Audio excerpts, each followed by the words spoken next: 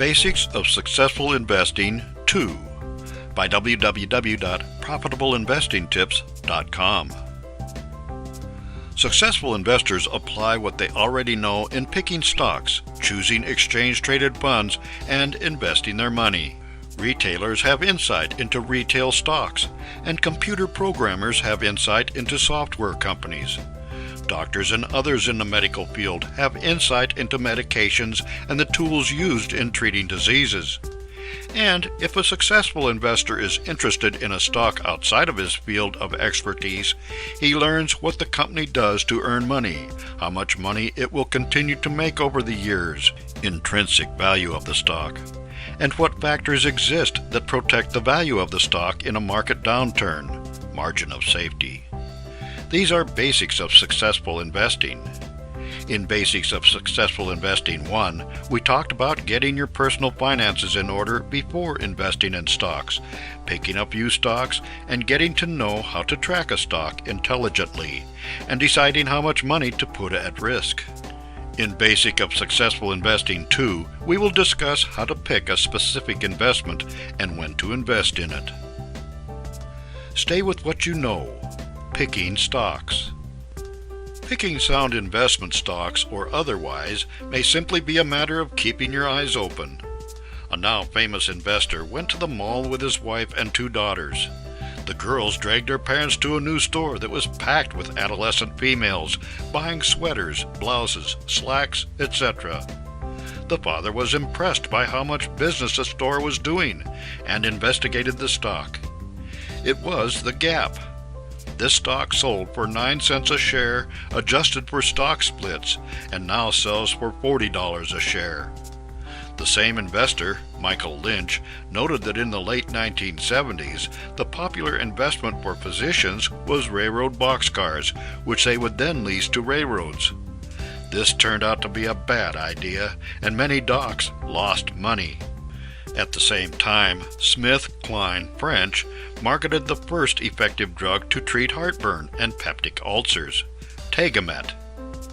This drug was sold in huge quantities, and SKF stock went up. This is where the basics of successful investing dictate that you invest in what you know or what you see and do research on. Dads who invested in Gap in the early days made money, and so did docs who invested in SKF and ignored an investment, railroad boxcars, about which they knew nothing.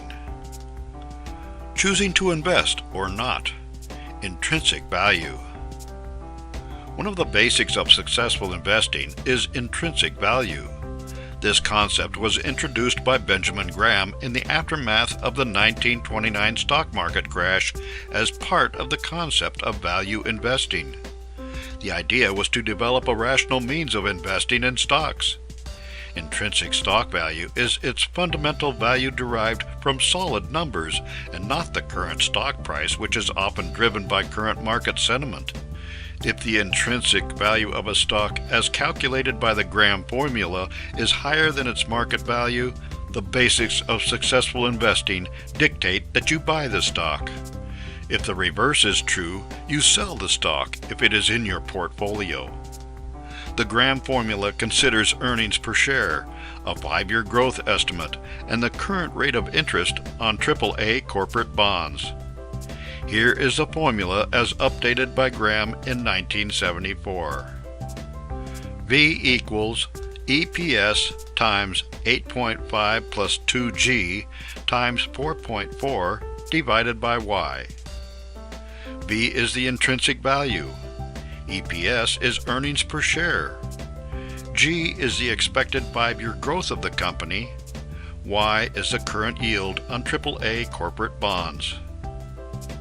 To use the formula, do the calculation and then divide the calculated intrinsic value of the stock by its current price. The result is called the relative Graham value, or RGV.